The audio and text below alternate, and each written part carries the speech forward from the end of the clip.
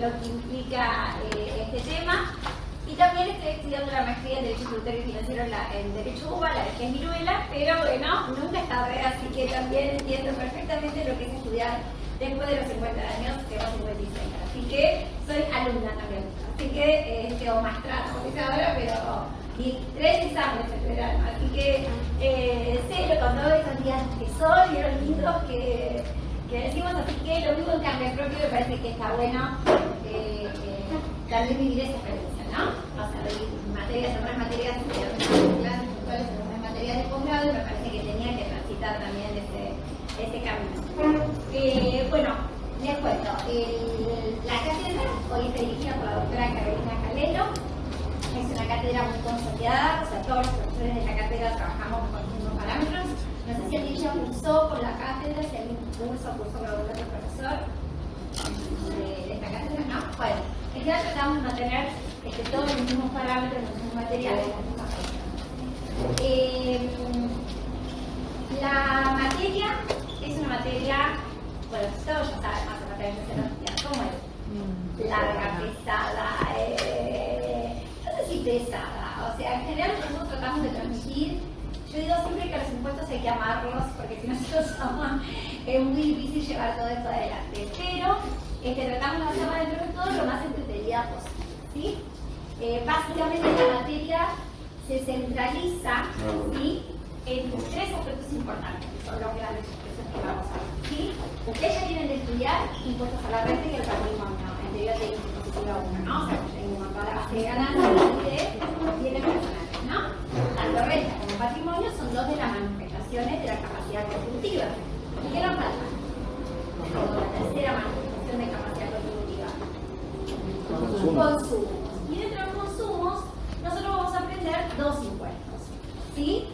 Un primer impuesto, adelante.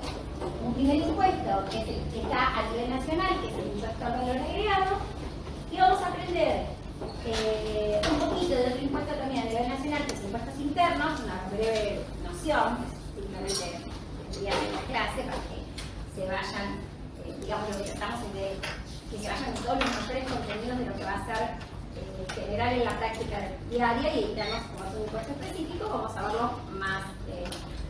Ustedes se van a dar cuenta cuando se le da más importancia, ¿no? Pero IVA es un impuesto que el primer práctico es una desplazabilidad de y el segundo impuesto a nivel provincial, que vamos a ver como impuesto característico, impuesto a los consumos, un impuesto horrible, súper regresivo, como decía un profesor de la cátedra, el más bruto de los impuestos. ¿Cuál es? ¿Sí? Que ese está a nivel provincial y que va a ser el factor determinante del segundo parcial, ¿sí? Luego, esta cátedra le da mucha importancia a procedimientos fiscales. Lo ponemos un poquito, yo considero, y en la verdad de la cátedra también, que procedimiento fiscal tendría que ser una materia separada. Es fácil, si impuestos le sacan procedimiento y hacen, como tienen ustedes derecho laboral, tenemos derecho de procedimiento fiscal, se les agrega el problema y sería mucho más. Pero sabemos lo difícil que resulta que cambiar los planes de bueno, entonces nosotros en esta materia tenemos que también compaginar la parte de procedimiento fiscal, ¿sí? Que ahora voy a explicar un poquito de qué es. Pero antes de meternos bien con la parte técnica, quería contarles un poco cómo está organizada la materia, ¿sí? Hoy van a conocer a 2 de los docentes auxiliares, Leonel Belmonte, que es el auxiliar a cargo, no sé, es joven, y Graciela Mera, ¿sí? Ya tiene unos cuantos años de experiencia profesional, pero son muy jóvenes también, y Eduardo Lolay, que es el más jovencito de todos, ¿sí? Él se debe haber recibido hace 3 años, una cosa así, y la verdad es que agiliza, para eso genio está siempre muy bonito, como ustedes. La mecánica, sí, trabajamos todos en conjunto como equipo, ¿sí? Vamos a tener clases presenciales los lunes y jueves. Los lunes y jueves se va a intercalar entre teoría y práctica, ¿bien? Es decir, vamos a hacer un cronograma.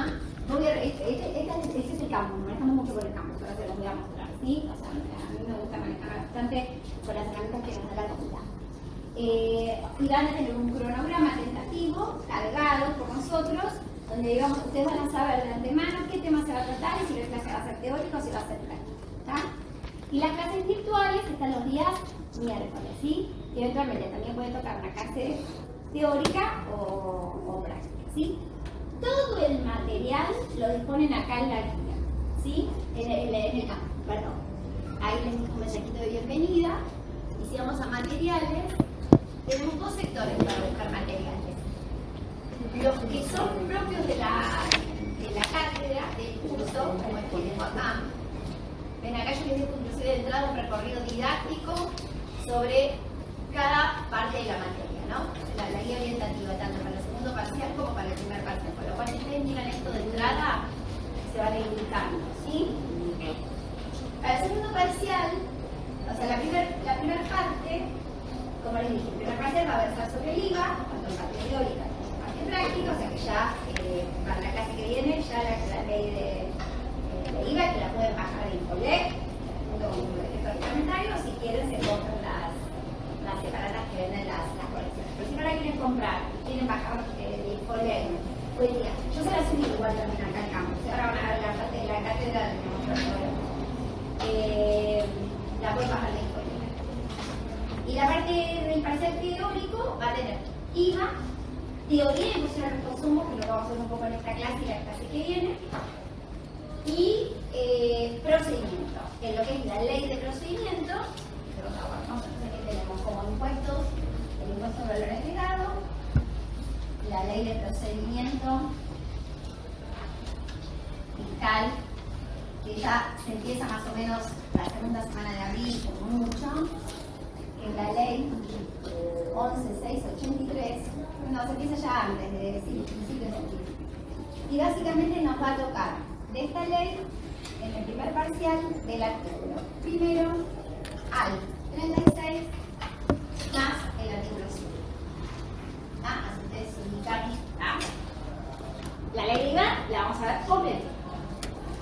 Completita, desde lo que sería el nacimiento del hecho imponible, que entendamos que queda grabado, que no queda grabado, hasta que podamos ser capaces de hacer que una declaración jurada mensual.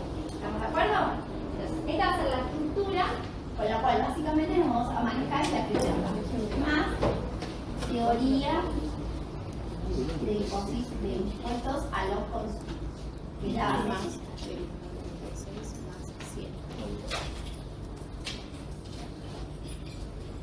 Como les decía, va a haber algo muy chiquito de impuestos que internos, pero algo como para que más que nada en teoría, para que tengan una noción respecto a esto. ¿Cómo llevamos adelante la segunda parte de la materia?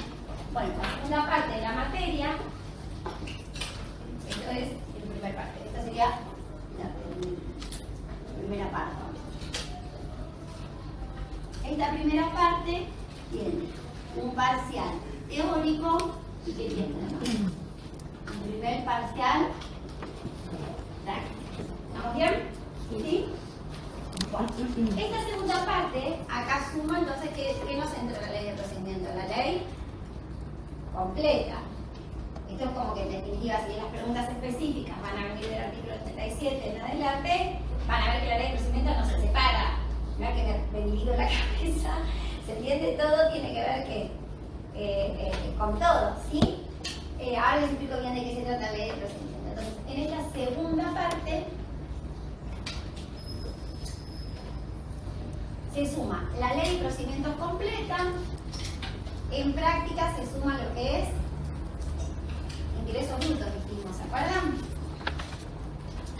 Y adiciona varios temas teóricos, que son sistemas tributarios,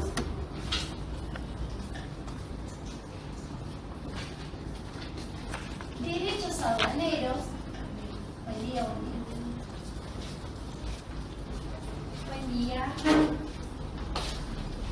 derechos aduaneros, impuesto de sellos, que es un impuesto a la transferencia de riqueza, de nivel provincial, impuesto de sellos, ahí lo tenemos, seguridad social,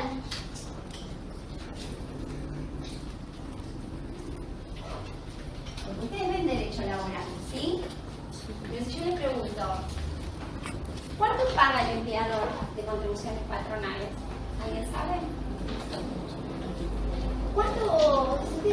buscar empleo y me dicen que quieren ganar, eso es algo que yo en todas las entrevistas, cuando me dicen, bueno, acá el sueldo bruto, porque los empresarios hablamos del bruto, es 1.000 pesos.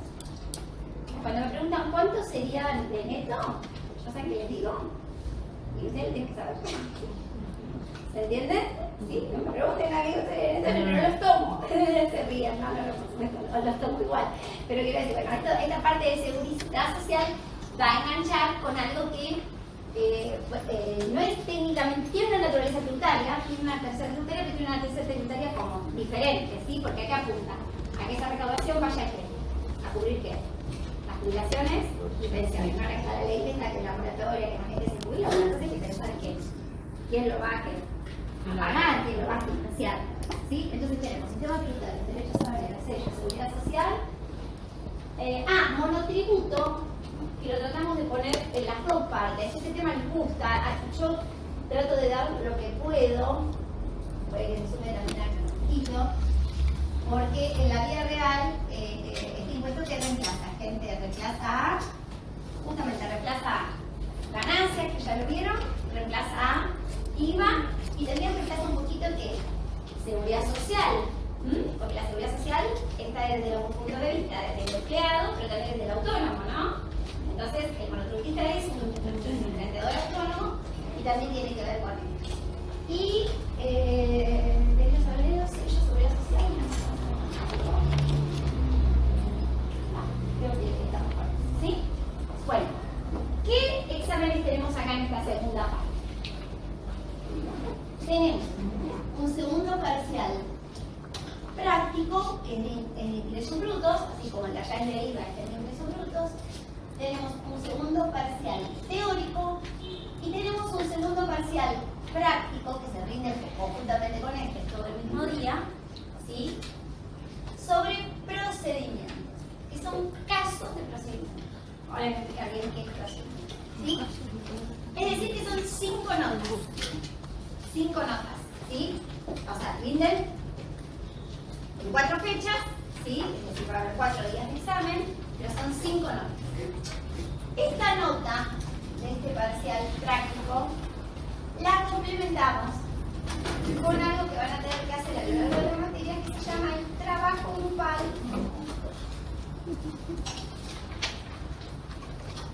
de procedimiento.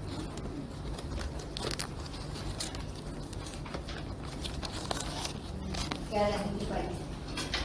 Es decir, que todo el lineamiento sería que hoy vimos los consumos, IVA, monotributo, sistema tributario, derechos aduaneros, seguridad social, pero todos los temas que nosotros vemos en relación con, bueno, acá claro, el ingreso bruto es el ICB teórico, ¿no? Es práctico.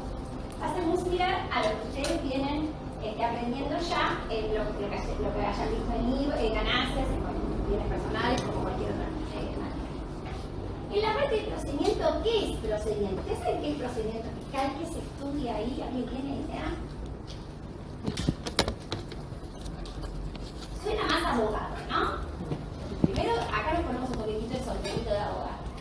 Pero justamente es lo que regula toda la relación entre el fisco y el control.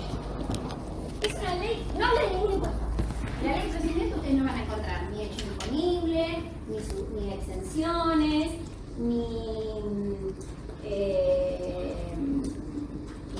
ni objeto.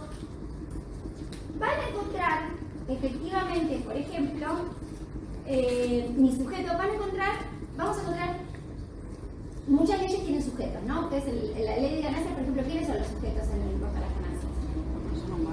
Persona humana y personas jurídicas. Bueno, lo que nos va a enseñar la ley de procedimiento, ¿quién es el responsable de esas obligaciones tributarias? ¿Se entiende? Entonces, la ley de procedimiento me va a enseñar, bueno, ante la FIP, ¿quién es el responsable de ingresar ganancias y de bienes personales? Y si no pagan, ¿a quién vamos a sancionar? ¿Se entiende? Y como personas humanas, nosotros revestimos una doble calidad. ¿Sí? Acá ya vamos empezando a distinguir dos conceptos. Y acá es muy importante en esta materia, determinadas palabras no son sinónimos. Yo se la marco toda la cursada. Porque a veces en parcial las usan como sinónimos y no son sinónimos, ¿se entiende? Entonces, las dos primeras que no son sinónimos son ¿cuáles? Contribuyente y responsable. ¿Sí? El contribuyente es el sujeto sobre el cual recae y nace el hecho imponible y es el obligado a que frente al pago del tributo que se trata, ¿sí? Y el responsable es quien debe satisfacer esa obligación con el fisco y se hace todo a través, esta es la cosa, de una declaración jurada. Vamos a ver la importancia que tiene la declaración jurada. Entonces este contribuyente tiene la obligación de pago del tributo. En él se verifica el nacimiento del hecho imponible. ¿Está? Entonces, en una persona humana, si ustedes que ya vieron ganancias y bienes personales de personas humanas, nosotros como personas humanas, ¿qué tenemos ante ganancias y bienes personales? Una doble calidad, ¿sí? Somos contribuyentes, porque estamos obligados al pago del tributo, pero a su vez, ¿qué somos? Responsables, pues tenemos que hacer la declaración jurada con nuestra propia quit, con nuestra propia clave que fiscal, ¿sí? Ahora, cuando estamos en una empresa, la empresa también es sujeto de los impuestos. Ya vieron que las sociedades pagan ganancias, también van a pagar IVA. Pero ¿quién los representa para hacer esa declaración? Recordemos que nosotros en Argentina tenemos en este tipo de impuestos un sistema que se llama ¿cómo?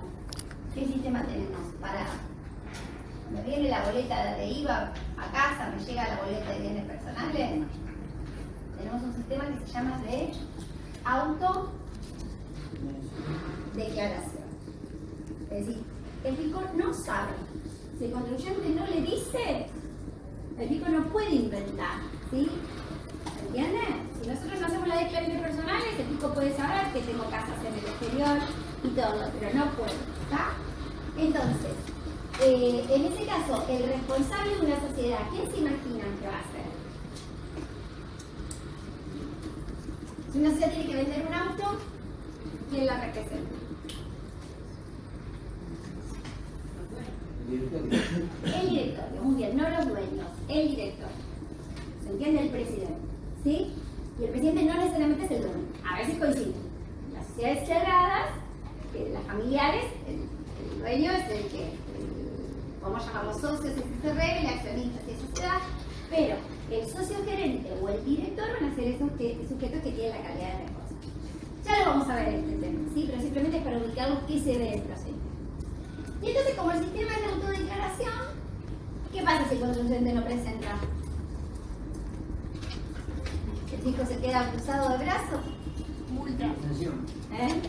Sanciona, puede sancionar, muy bien, sí, aparecen las sanciones también. Pero antes de sancionar, ¿qué tiene que saber? ¿Qué es lo que le interesa al fisco por encima de todo? ¿Cuál es la función de la FIP? Recaudar impuestos. Entonces, el fisco quiere cobrar. El objetivo central de la FIP es la recaudación de los tributos y algo que es clave y que se ve todo en este tema en la ley de procedimiento, que es lo que la fiscalización y verificación de los tributos, ¿sí? Y todas las acciones tendientes ¿a qué? A cobrarme ese impuesto. Entonces, ¿qué vamos a aprender en la ley 2683? Y de tanto que yo les conté que va a ser parte del trabajo práctico. Justamente lo que va a ser parte del trabajo práctico es un procedimiento de fiscalización. Vamos a contarnos como contribuyente y fisco. Va a haber dos equipos en cada panel, uno va a ser de contribuyente, el otro va a ser de qué? De fisco. ¿Sí? Y esta fiscalización va a atender a dos cosas. Si el contribuyente no presentó, a pedirle al contribuyente los datos para poder hacer la liquidación. Y si el contribuyente presentó, ¿para qué se piensan que el fisco puede querer fiscalizar? Por si falta algo. Exacto, por si el contribuyente no declaró todo lo que tenía que declarar. ¿Se entiende? Bueno, ese procedimiento que existe cuando el contribuyente no presenta y obliga al fisco a que ponga en marcha todo su aparato fiscalizador o cuando el contribuyente presenta, pero no presenta en su totalidad la obligación tributaria, en la ley 11.683 se llama determinación de oficio.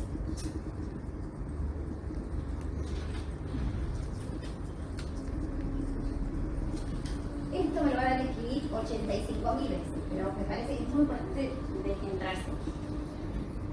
La fiscalización empieza con una orden de intervención. Es decir, si ustedes quieren saber si la empresa o ustedes mismos están bajo fiscalización, entran con su clave fiscal, van a ver que pueden. Es un procedimiento muy reglado, muy transparente. No es que cualquier inspector viene a su casa, le golpea a la puerta y dice usted está bajo inspección. No, para nada. Vamos a aprender que tiene un montón de requisitos, ¿sí? Entonces, este procedimiento de fiscalización puede derivar en una determinación de oficio. Esta determinación de oficio es un procedimiento más largo, más complejo, porque si el contribuyente, después de la fiscalización, acepta el ajuste, este procedimiento para acá adelante no se abre. ¿Se entiende? El fisco viene y dice, vos no declaraste esta cuenta, sí tenés razón, toma. Pago, ya está, este procedimiento acá se forma. Pero si el contribuyente decide no aceptar el ajuste del fisco porque no está de acuerdo, por un tema de criterio, se abre un procedimiento de determinación de oficio, que es como una lucha entre ¿qué? Entre el contribuyente y el fisco. El fisco que le dice, supongamos que yo consideré algo que estaba exento, vamos a poner este tema ahora tan moderno de las jubilaciones. ¿Pagan ganancias o no las jubilaciones? Sí. Y lo que está saliendo que no, son fallos que para mí pagan ganancias en la jubilación. ¿Se entiende? Entonces, más allá que el contribuyente haga un juicio para entender de que, o sea, el fisco está en su potestad de que, no, mirá, jubilaciones pagan ganancias.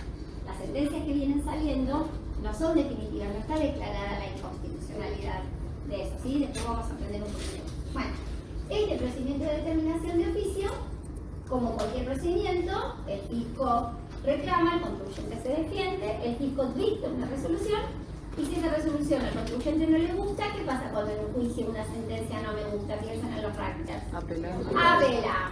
Y apelamos a algo que se llama, que es un tribunal especializado que tenemos nosotros, que se nos presenta en el día de hoy, que se llama Tribunal Fiscal de la Nación, que entiende específicamente en impuestos y en materia aduanera y que no depende del Poder Judicial. ¿Saben de dónde depende? Del Poder Ejecutivo, pero que ejerce funciones jurisdiccionales, ¿sí? Y en ese tribunal fiscal, quienes actúan somos contadores y abogados. Tanto los vocales del tribunal, que serían como los jueces, que son 2 contadores y un abogado, en las salas son de 3. ¿Por qué 3 siempre están en 3? Como todos, tiene que ser impar, ¿no? ¿Entienden? Entonces, y los abogados y los contadores, ¿qué tenemos como posibilidad? A su vez, patrocinar a nuestros contribuyentes, como si fuéramos abogados. Por eso esto hay que verlo. Y hoy en día, donde tenemos que cada vez más la digitalización avanza y donde cada vez más, ¿qué pasa? Gente, cada vez más tenemos más impuestos que se van a qué. Hoy estamos en la autoliquidación, pero ¿qué hace el fisco con las herramientas informáticas? Cada vez nos da que más datos para que la liquidación que sea más que nada. Acepto, sí, clic, ¿se entiende? La robotización no va a reemplazar el trabajo del contador.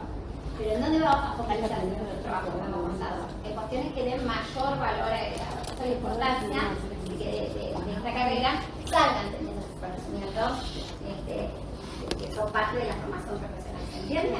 Bueno, en esto vamos a jugar con el trabajo de los. ¿Entienden? Para eso, lo que les vamos a pedir es que se agrupen entre ustedes. Les vamos a dar hasta la última semana de marzo para que me escriban. Adelante.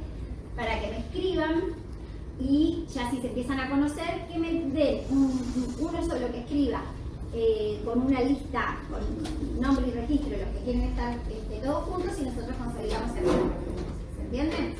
Este trabajo tiene 6 entregas en total. 3 entregas para los que hagan de fisco y 3 entregas para los que hagan de contribución. Vamos a tratar de empezar, o sea, si yo no empiezo con la ley de procedimiento, que ya que les digo que empiezo el 1 de abril y no les doy herramientas, les cuesta arrancar, ¿se entiende? Porque a ver, yo les estoy diciendo, orden de intervención, pero la primera parte es hacer la orden de intervención. Si no les di primero las herramientas, les va a costar. ¿Me explico? Bueno, entonces vamos a tratar en lo posible que esas entregas, las primeras 2 entregas, una es la apertura de la inspección y un pedido de información que le hace el fisco al contribuyente. El contribuyente va a tener que hacer que responder ese pedido que le hace el fisco. Van a estar venciendo entre finales de abril y principios de mayo, ¿sí? La fecha de exámenes no las tengo hasta este fin de semana, van a estar en el cronograma, pero estimamos que van a ser la primera semana de mayo seguro, y estamos viendo si podemos llegar con el primer parcial teórico en la última de abril, o si no, la segunda de mayo, ¿no? O sea, tratamos de calzarlos de manera de que al principio no les queden los 2 exámenes en la misma semana. Cosa que a veces no suele ocurrir en el segundo parcial. A lo mejor pasa que nos quedan lunes y jueves, por ejemplo. ¿Entiendes? Las parciales presenciales van a ser siempre lunes y jueves. Les contaba, entonces son los 5 parciales. Y este trabajo grupal, más allá que ustedes van a tener un ayudante a cargo que los guía, en estas entregas se exponen, ustedes lo explican en una clase que está después de que termine el segundo parcial, que a veces inclusive en virtual, ¿sí? Y lo viene a ver la titular de clase.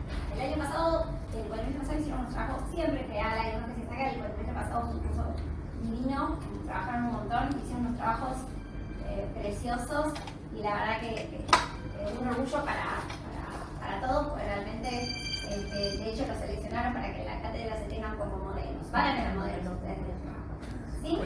Son 3 auxiliares, con lo cual vamos a hacer 3 paneles para que cada uno lo vea. Bueno, organizaciones prácticas. Mi celular. Lo que hago todos los cuatrimestres es ofrecer, si quieren crear un grupo de WhatsApp oficial, porque yo sé que después tienen el paralelo, ¿tá? Y ahí nos ponemos, ¿sí? Ayuda, ¿sí? Un día que de golpe hay un paro a las 6 de la mañana, si cambiamos a ver, ¿se entiende? Ese tipo de cosas. Me preguntan, Adriana no está, hola Edu, acá llegó. ¿Cómo estás? ¿Todo bien? Acá llegó, perdóname Edu, Leonel, es la que... Bueno, era Leonel Belmonte, el que les decía que es el ayudante a cargo del teléfono. ¿Confundido que está eso? La re confundido.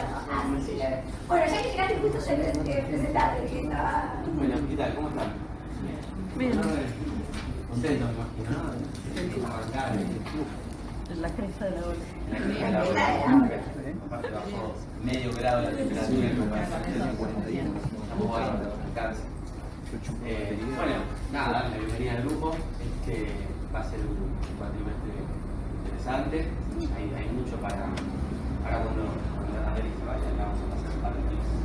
Un poco más Estábamos hablando justo del grupo paralelo y después del grupo que tienen con cada ayudante, porque después, en esto que les contaba del trabajo de procedimiento, cada panel se asocia a un ayudante, entonces hay un subgrupo, digamos, donde permite más cercanía también, o sea, que les sirve para todos. Siempre lo que decimos es que, ustedes ya lo saben, están todos ya casi son colegas, están a poquito de recibirse, algunos quizás con esta materia o con esta y alguna otra más. Saben que la materia es extensa, se hace pesada, pero bueno, si la siguen, acá el secreto está en seguirla, ¿no? En venir a las clases, en no atrasarse, no dejar para el fin de semana leer lo que se vio el lunes, el miércoles, el jueves, porque no se llega, esa es la verdad. Pero Adriana es muy justa en lo que da y en cómo expone y lo que termina tomando. Entonces, no se van a encontrar con algo que en el examen digan, che, y esto no lo vimos en clase. Así que, pero bueno, obviamente la materia es intensa y hay que estar a la altura. Así que la recomendación es ya aprovechen desde el primer momento a arrancar y ponerse de foco. Y bueno, si hay alguna situación que genera algún tipo de duda, verlo con la profesora, verlo con nosotros, la verdad que generamos el vínculo como para que ustedes también puedan explotarlo en el buen sentido, ¿sí? Tratemos de evitar mensajes yo siempre el cual lo hablábamos con Edu, fin de semana, 10, 11 de la noche, ¿no? Que tengan presente que también nosotros somos humanos y tenemos una vida, sobre todo cuando empecemos con los deadlines del trabajo práctico, que vence el lunes y mandan la consulta el domingo a las 7 de la tarde. Traten de evitar y anticiparse un poco con eso, ¿sí? Y bueno, nada, acá estamos. El equipo de docentes es de lujo, les digo que la verdad que el curso no sería posible sin ellos y la verdad que se pasan. Bueno, los van a conocer en todas las clases prácticas, así que bueno. Así que bueno, les contaba que ahí está mi celular, sé que se arman los grupos que mandan el link, si alguien me quiere mandar el link para mí, me uno, me agrega y ustedes se acomodan, es opcional, por supuesto, no. La comunicación siempre la vamos a tener a través de este campo virtual que yo les contaba acá, ¿está bien? Entonces, en cuanto a la materia, les contaba, ya les conté los parciales, se quedaron claras las condiciones de aprobación, hay que aprobar los 5 parciales, el trabajo de procedimiento ayuda mucho a la parte práctica del procedimiento, a veces ahí en esos casos prácticos ya están cansados, rinden, entonces a veces se me desbalancean un poquito y ahí medituamos todo el trabajo de procedimiento, no es un trabajo que no sirve, ¿se entiende? ¿Cuántos parciales se pueden recuperar? Uno Uno solo. solo. Algo dijo Leo. Miro mucho antes de mochar, Si yo veo que da para el 4, intento el 4. ¿Sí? Trato de ser lo más justa posible. Cuando pongo un 2, bueno, Leo lo sabe. Cuando yo pongo un 2, realmente no llegó. O sea, hago todo lo posible por entender sé que hay muchos sacrificios acá, sé que todos trabajan, o sea, también estamos haciendo una materia en un momento donde todos trabajan. Damos muchas cosas, pero intento de hacer lo más justa posible. Y ese es otro tema. Yo no doy las notas hasta que no corrijo la totalidad íntegra de todos los parciales. Mi manera de corregir, pueden ser 70, no me importa, a todos la pregunta número 1. A todos la pregunta número 2. ¿Se entiende? Porque es la manera que veo si yo fallé en explicar el tema o cómo es más o menos el nivel de conocimientos entre todos, ¿entiendes? Entonces eso lleva mucho tiempo también hacerlo, entonces no cierro ninguna nota porque no es que tengo 10 parciales corregidos y esto se pone heavy, en un primer parcial no pasa nada, cuando viene el momento de los que se están por recibir, que ahí sí, a las 12 de la noche del día anterior, para que venga la familia les doy la nota, o puede ser la 1 de la mañana también. Esa es la única excepción a la regla, que voy a pedir disculpas, pero no llego de otra manera. Entonces, los que están, bueno, tienen la etapa de entrega de las notas finales, si les gusta venir con la familia y con todo, que creo que hacen una cosa importante, pero si están en condiciones de recibir, me escriben y ahí se. El recuperatorio es al final, ¿no? Digamos, el recuperatorio lo vamos viendo según las situaciones. A veces, por ejemplo, si nos pasa que un alumno tiene 7, 2, a lo mejor hacemos recuperar en la instancia final solo ese que le fue mal, ¿entiendes? Y ya promociona la materia, ¿se entiende? Es decir, sin necesidad de ir a la instancia. Ahora, alguien que sacó 4, ese va a ir necesariamente aquí, al final, ¿sí? Que es integrador de todo lo demás, ¿se entiende? O sea, tratamos de, nos lleva tiempo, bueno, Leonel puede dar fe, bueno, pero lleva a corregir la práctica también, un montón, porque... Sí. Lo único que tenía bueno la pandemia era que los exámenes los hacíamos por forma, se corregían un poco más fácil. Pero bueno, esas son las reglas que tiene la cátedra, ¿sí? Un poco como decía Leonel, esta materia es como, no sé si a alguno le gusta, tiene una, ¿cómo se dice? Las cosas que nos gustan, hobby o las cosas que nos gustan, no sé. A alguno a lo mejor le gusta la música, a alguno le gusta el arte, a otro les gusta tocar el piano, a otros les gusta correr, a otros les gusta jugar al fútbol, lo que sea.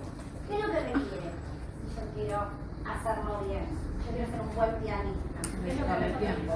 Disciplina, entrenamiento. Esto es como para correr. Si quiero correr la maratón de los 10K, cualquiera se pone a prueba a correr los 10K, ¿se entiende? Pero depende de cómo yo llegue, las veces que salí a correr todas las mañanas. Con lo cual, esta materia es así, es todos los días un poquito. Si te dejan todo junto para el final, por más que hayan venido a todas las clases, ¿se entiende? No hay tiempo. Tienen que tratar, va a haber semanas que les va a pasar que no van a poder tocar un papel, no se sientan mal, eso pasa en la vida real. Pero después retoman, ¿se entienden? Esa me trae a colación otra cosa que les quería contar, que nosotros no tenemos clases los sábados, otra vez son las 3 semanas, pero ponemos algo que se llama clases integradoras, optativas, de que quedan grabadas, ¿sí? Donde lo que hacemos, algo que me ha dado mucho buen resultado y me gusta, yo suelo mandarles encuestas. Entonces vamos a aprender el IVA, ¿no? Entonces vamos a empezar a aprender el IVA y yo les voy a mandar una encuesta donde les pongo un montón de situaciones y yo les digo, ustedes, así tipo multiple choice, marquen cuáles creen que genera un hecho imponible en el IVA, por ejemplo. ¿Ah? Entonces, jugando. Y en ese sábado lo que hacemos es debatir sobre eso. Con lo cual ustedes participan. De una manera estudian, porque, por supuesto, cuando debatimos es donde yo les digo, ven, esto sale de la ley de este lugar, ¿entiendes? Queda grabada, queda en el campus, se usa el mismo link de los días, o tenemos un link de sábados o miércoles. Son muy pocos sábados, están predeterminados, pero ayudan a este entrenamiento que nosotros le decimos. No será tema nuevo, no son obligatorios. Si alguna clase no se llega, porque falta tiempo, porque hay muchos feriados, por ejemplo en un paro, yo he llegado a grabar la clase y se la pongo a disposición. ¿Se entiende? No venimos un sábado para hacer una clase. ¿Se entiende? Es decir, la grabo y después en la clase siguiente vemos si hubo alguna duda. ¿Me expliqué? De hecho, ya contamos con 2 videos. Uno hecho por la titular de cátedra, que son para la segunda parte, sobre principios penales aplicados, como decían ahí, al tema de las sanciones, que alguien comentaba que se aplican, y otro de Fernando Díaz, que es un abogado, que da muy bien la parte de seguridad social. O sea, yo la doy, pero él como que la focaliza mucho más, que aparece un video para que se lo guarden y queda para toda la vida. Cuando tiene un clientito que tiene un empleado y tiene un problema, usted tiene que saber cómo defenderlo, ¿no? Cuando el hijo le viene. Entonces esos videitos están colgados, ya que están en esta parte. Entonces quiero mostrarles cómo está organizada la parte de materiales. Nosotros en materiales tenemos dos partes.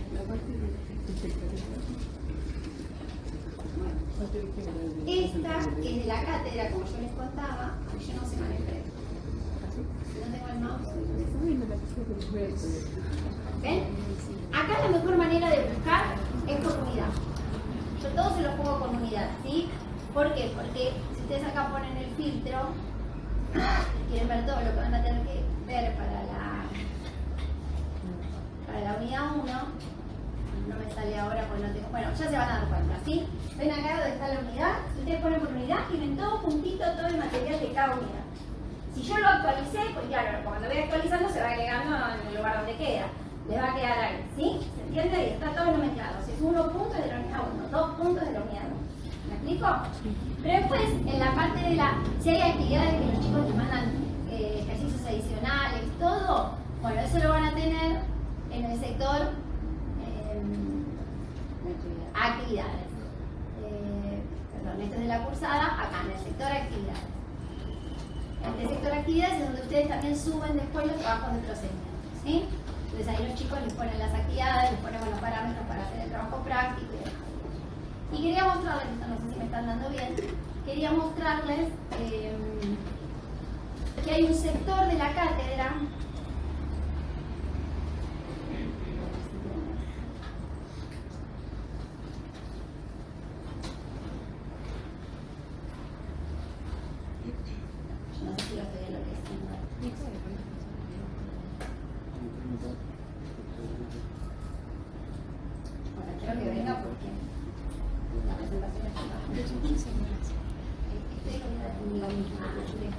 para la sesión. No me mal, a mí tampoco me entra. No les entra. Se nos cayó. Bueno, se nos cayó. Bueno. No, pero estaba, creo que. A lo mejor si entro de vuelta. Ahí me cargo por la foto.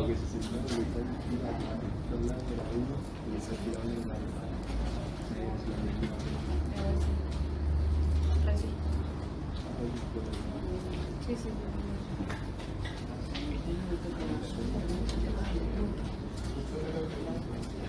Si hace calor a esta hora, yo me quiero pensar a las 5 de la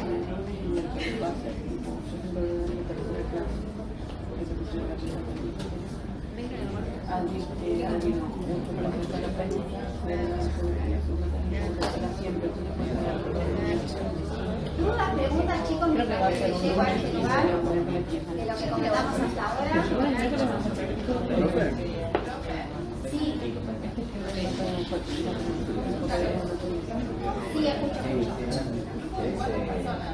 No, ustedes pongan, porque como son varios, pueden llegar a estar a veces hasta 9, 8 personas, 10, depende, sí. Y si no, lo divido, eso quédense tranquilos. Bueno, ven acá, entonces, materiales, como yo les contaba, está la parte esta. Pero si van a la cátedra, también hay materiales. ¿Ven? Entonces, en la cátedra, materiales que tienen, ahí tienen las leyes bajadas de Escoler, eso para toda la cátedra, los videitos estos que les contaba la doctora Calero, están en esta parte. Entonces, nosotros les vamos a decir, cuando hay algo específico de la cátedra, lo van a buscar en materiales de la cátedra. Cuando está customizado por cada profesor, customizado distinto, los PPT, todo lo demás, vienen al curso. ¿Entienden? ¿Sí? De esa manera nos manejamos entre todos. Bueno, material en papel. A ver, todo lo que está acá, si ustedes quieren lo imprimen, eso lo hacen. ¿Con qué nos vamos a manejar? Nos vamos a manejar con las leyes, eso en general es bueno que las impriman y las tengan en papel, es muy difícil que las necesitamos todo el tiempo, y aparte porque la parte práctica se puede, esa ley abierta, con lo cual las pueden tener, ¿sí? Entonces, las leyes que ya tienen que conseguir es la del IVA, que ya para la clase que viene del lunes tienen que tener, a lo mejor empiezo el miércoles, pero tienen que leer del artículo 1 a 4, o 1 a 6, vamos a ir hasta ahí, ¿sí? Así ya este fin de semana que ¿sí? Y también ya pueden ir leyendo los artículos de impuestos a los consumos. La teoría de impuestos a los consumos, si quieren la pueden buscar en cualquier libro de IVA. No hay muchos libros de IVA actualizados, pero hay dos libros que son bastante buenos. Uno del doctor Marchetti, que tristemente falleció el año pasado, o el año pasado, ¿no? Sí. Que fue titular de cátedra de esta casa de estudios, que era contador y que llegó a ser presidente del Tribunal Fiscal de la Nación, que yo les contaba. Que nos enorgullece a todos. Fue quien implementó en el Tribunal Fiscal el expediente electrónico antes de la pandemia. El tribunal siguió funcionando gracias al doctor Marchetti. El libro Marchetti es excelente. Si ustedes lo quisieran comprar para tener, chicos, lo compran usado, ¿saben cuánto sale? Creo que yo la otra vez lo compré para 1.000 pesos o 2.000 pesos. Es un libro así. Él tiene un resumen también de imposición a los consumos que quizás les resulta un poco más digerible, ¿sí? Acá tienen un artículo del doctor Kaplan, que está muy bueno también. El doctor Kaplan también fue titular de una cátedra, no está más porque se tuvieran, pero siguen trabajando en las carreras de posgrado. De hecho, el doctor Kaplan y el doctor Picardi dan un curso en la Asociación Argentina de Fiscales que yo coordino, por eso me voy a ir antes hoy, y los terceros jueves nunca voy a estar yo. Por ese motivo siempre van a estar los chicos, pero bueno, me toca la apertura. Hola, Edu. ¿Todo bien? Acá viene el más joven de los auxiliares. Bueno, Edu, ya que llegaste, presentate un poquito así. ¿Cómo andan? Bienvenidos. Mi nombre es Eduardo Global. Soy egresado de esta casa de estudios y estuvimos en esta cátedra. Estoy llevando este curso desde el 2019. Así que pasamos por la virtualidad. La pandemia. Pasamos todo el promedio. Traje un archivo contable de impuestos y eso básicamente. Bueno, contale qué te dejó el curso. Porque esto es algo lindo, un poco como estás acá. Sí. Cuando yo hice el curso, bueno, era medio típico porque éramos poquitos, no me acuerdo. Pero siempre había muy buena predisposición de los profesores, de la organización de los profesores, me acuerdo. Gracias. Y bueno, cuando terminé la cursada se me acercó Carolina, me acuerdo, que era titular de cátedra, me ofreció ser ayudante y acá estoy. Y ustedes el día de mañana, si quieren, siempre está la posibilidad abierta de que puedan incorporarse al curso. No tengan miedo de De a uno, de a uno. Sí, de hecho ahora estamos contactando a alumnos del cuatrimestre pasado para sumarse a la cátedra y es muy lindo, ¿sí? Cada uno tiene su momento en ese sentido. Edu y Lionel que empezaron desde chiquitos. No voy a decir una vergüenza.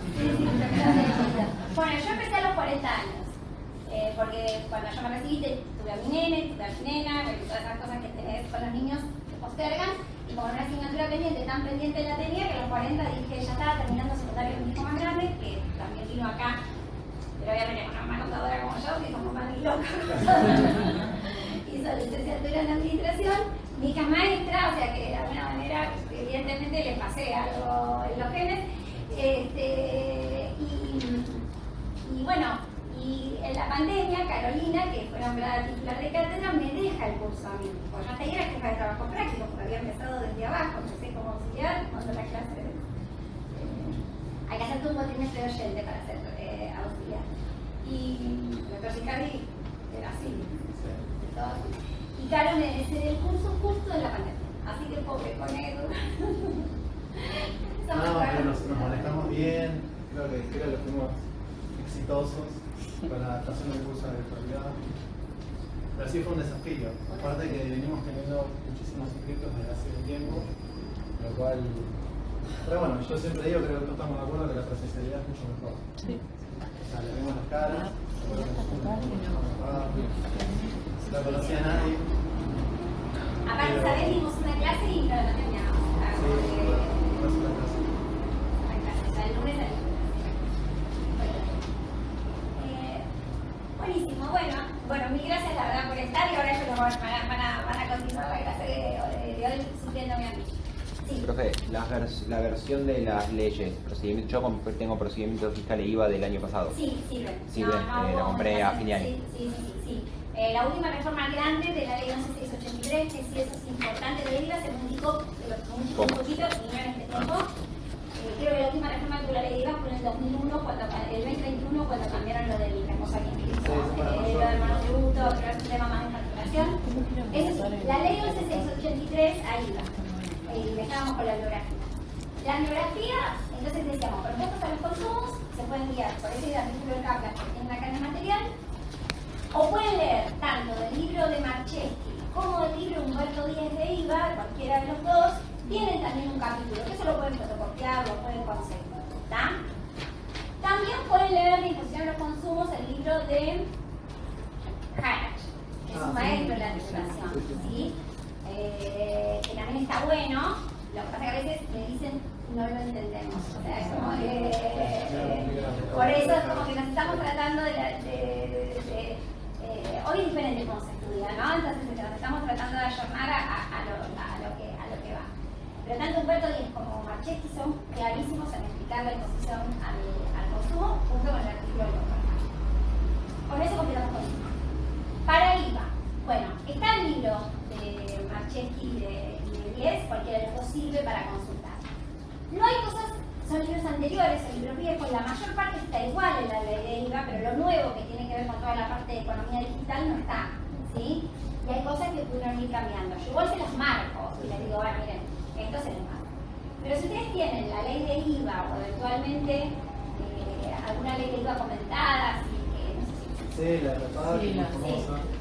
Sí, también, eso también les ayuda a ustedes a seguir. Pero no hay un libro como, digamos, que si siguen las clases, si siguen el material, si siguen todo, pueden. La imposición de teoría de los consumos entre dos preguntas, y ahí sí tienen que haber leído y estudiado, ¿sí? Porque ahora lo que vamos a ver en la clase es un paneo general. Digo, en lo poco, cuando hay algo puntual que ustedes tienen que leer, ahí lean, ¿sí? Porque en IVA no, las preguntas de IVA, si siguen todas las clases, si estudiamos la ley, si hacen lo práctico, las preguntas de IVA de la teoría las van a poder conocer. Pero, si tienen interés en el libro, no. Procedimiento. Procedimiento sí, que les ayudaría a tener así a la ley comentada. Hay una ley comentada de la ley, ¿no? Que es la que tiene... Hay mucho. Hay mucho. Está la ley comentada de Editorial La Ley, cuyo director es Humberto Dorcaza. Lo que sí, ese libro lo tienen gratis en la biblioteca del ProView. Si van a la página de la facultad, a la página de Mieco, ustedes tienen acceso a 3 bibliotecas. Una de ellas es el PROVIU, que agrupa libros de la ley y de estabilidad otra parte. El libro de procedimiento en otra cosa que se recomendamos nosotros. Sí, porque está actualizado, porque esa ley se modificó en diciembre del 17. Ya ahora hace bastante. Pero ahí sí es distinto si lo leen antes o después, ¿no? Porque la declaración de sanciones cambió. Perdón, creo que dijo, ¿cuándo se lo modificó? Diciembre del 17. Y el libro Entonces cuando ven esos libros de procedimiento tienen que ver que hayan sido actualizados. Y todos dicen con reforma de la 27430. Acuérdense, 27430 fue la última reforma grande que tuvimos. Y ya dice, con la reforma de la ley 27430 ya está. ¿Cómo era el nombre del autor que dijiste? Humberto Bartaza, de larga y con es de 2019, así que está actualizado. Exacto, y ese libro está lindo porque va por artículos, muy parecido como lo vemos en la materia. Si bien la ley de procedimiento no es un código fiscal, ojalá lo fuera, digamos, porque es un tipo código, se desparraman algunos artículos, pero medianamente trató de mantener bastante la estructura. Cuando vemos la ley de IVA, vamos a ver que la ley de IVA vamos y salvo los primeros artículos, después vamos y venimos. Entonces, cualquier ley comentada que ustedes puedan tener, está. Y después hay un libro que lo tienen en la facultad, que para mí está muy bueno, que yo trato a veces de darle fotocopias de algunos capítulos que les ayudan para el libro de procedimiento, es el libro de la ley 11683, que está escrito todo por profesores de la facultad. Está editado por EDICOM, el Consejo Profesional de Ciencias Económicas. Es un libro así de gordo, no es para que se lo compren, pero si pueden venir a la facultad y leer, aunque sea un ratito y sacar apuntes, son artículos que no son muy largos, o sea, cada tema tiene un artículo, está muy bueno, ¿sí? Es el libro. Por ejemplo, la parte de prueba que la explican Vegas y dos profesores de la cátedra está divino para entender cómo es la prueba en este procedimiento. El de prescripción que lo escribió el doctor Sicardi es clarísimo, ¿sí? Ustedes lo ven, bueno, algunos capítulos quizás podemos facilitárselos con alguna copia para ver qué implicaciones con las copias de los libros, no se puede subir. Si tengo algo habilitado, se lo subo. Ah, eso es lo mismo caro. Sí, a lo mejor lo puedo subir algunos capítulos. Porque nosotros tenemos este libro no es digital, pero como decimos los profesores, nosotros lo tenemos. El libro está muy bueno. Inclusive para el día de mañana que esté. A ver, los procedimientos, la ley comentada es la que sugerimos que está actualizada, pero puede ser cualquier otra ley comentada. También la ley de REPAR ha publicado leyes comentadas de procedimientos actualizadas, también está muy bien. ¿Sí? De ingresos brutos y de convenios multilaterales lo que menos tenemos actualizado. Hay De artículos. todas formas, el año pasado incorporaron un libro actualizado de convenio Ah, buenísimo. de lector de la ley, que está en la misma biblioteca PROVIU. Ah, bueno, Un libro de buenísimo. Si procedimiento. quieren. No importa, pero lo vamos a poner en la bibliografía. Dale. Sí, creo que ya sé quién es. Sí, es bueno. Es bueno, bueno. Bueno. Sí, sí, es bueno. Es bueno. Bueno, el convenio también. Lo que sí tenemos para estudiar, no mucho, pero hay bastante, es la jurisprudencia. Es decir, son casos reales que tratamos de aplicarlo a la norma. En el material van a ver que lo tiene casi todo resumido por mí, pero está bueno que lo que ustedes de paso sepan es qué se discutió y a qué conclusión se llegó. Eso es lo que básicamente nos interesa de los fallos. En ese recorrido didáctico yo les pongo a los fallos, con lo cual, por ejemplo, el fallo es importante cuando hablamos de responsabilidad, como ya le tocamos recién, hay dos fallos muy emblemáticos son Bolzano y Trinity, y yo les digo, esos fallos, leanlos, son dos. Pero estamos. Entonces, básicamente, ese es el material de respaldo que ustedes tienen. ¿Sí? Las leyes comentadas, todas, el libro de procedimiento de Bertaza, el libro de convenio que les comentaré, lo de IVA que ya dije, y todo lo que tiene en el material y alguna nota o alguna cosa que les hacemos ¿entienden? Sí, es muy importante que haya presentaciones de absolutamente todos los temas. Y algunas las voy a tratar de estar actualizando un poco más. Siempre alguna del año. Ya está en el campo. Todo está en el campo. Sí, todo está en el campo. Si de golpe yo cambio o actualizo alguna, les digo, chicos, ahora esta es la otra versión. Por eso, no se impriman todo ahora esta noche, sino traten de ahorrar papel y porque si algo después lo agrego, lo que sea, lo trato de mejorar. Imagínense que yo tuve que hacer más todo esto con la pandemia, así que. La normativa también es. Sí, está toda la normativa, está todo. Bueno, gente, yo ahora lo voy a tener que abandonar. Pero si queda alguna duda, me dicen, más o menos quedó clara las pautas de curso, cómo nos vamos a mover, cómo vamos a trabajar. ¿Sí? Bueno. Voy pueden ser, ustedes agrupense, nadie me va a dar más de 10 juntos.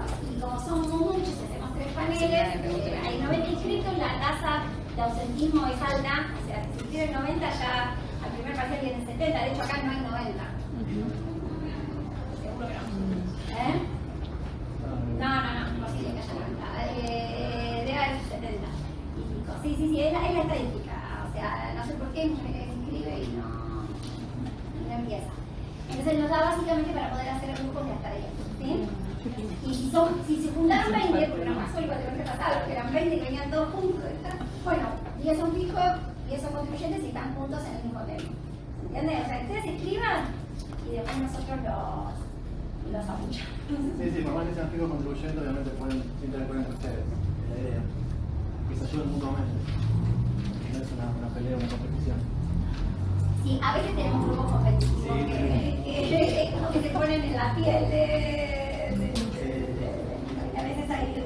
Todo lo que representa la FIC, ¿no? La idea es que se avance en el esquema del trabajo y en donde la verdad no es que uno de los dos va a estar mal, sino que se vayan complementando, ¿no? Siempre decimos, si en la presentación de prueba no presentamos prueba, no dejamos que, en este caso la FIC, pueda avanzar con la determinación de oficio, por dar un ejemplo. Entonces, es importante que los grupos no piensen que estoy equivocado, sino que tiene que haber un complemento para poder generar que se avance y que se termine la finalización, que es la apelación al tribunal fiscal, y que en la última clase o en la anteúltima un ratito lo van a exponer acá. Así que digo, si se fueron agarrando de los pelos a lo largo del cuatrimestre, no está bueno, porque van a estar todos juntos adelante, ¿okay? Así que la idea es esa. Hay que llegar todos, exacto. Claro, Y no contesto porque el otro no me entregó, ¿no? Porque se perjudican. Se perjudican ustedes mismos, ¿sí? Esa es la idea. Así que es bueno que avancemos de los dos lados. Bueno, gente, ahora tengo mi misión, voy a coordinar este ciclo, así que hoy los voy a abandonar. Ya los otros terceros martes van a estar preparados para que ya den práctica directamente, entonces ya no me van a ver. Les conté lo último que ya se dieron cuenta que siempre lo digo al principio. Tengo un defecto muy grande que no lo puedo solucionar. ¿Cuál es? La puntualidad. ¿Eh? La puntualidad, no. Hablo muy rápido. ¿Sí?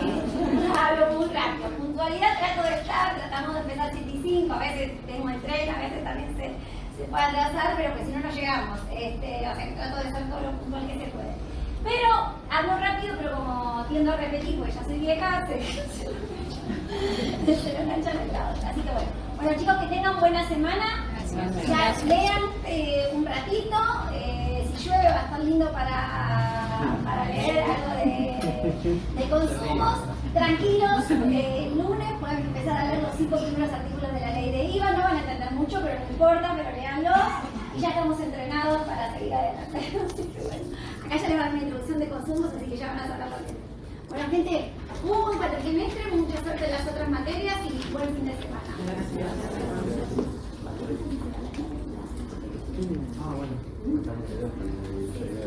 Dale, después ciérrenme la sesión. Chao, hasta luego.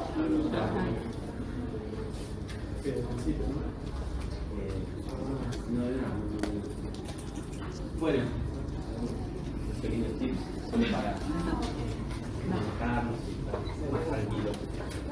Esta filmina está la tenemos dejada, esta filmina está subida, así que la idea es tratar de hacer algo que sea un ida y vuelta, que tratemos de generar un poquito de simbiosis entre nosotros y ustedes para hacer un poco más ameno.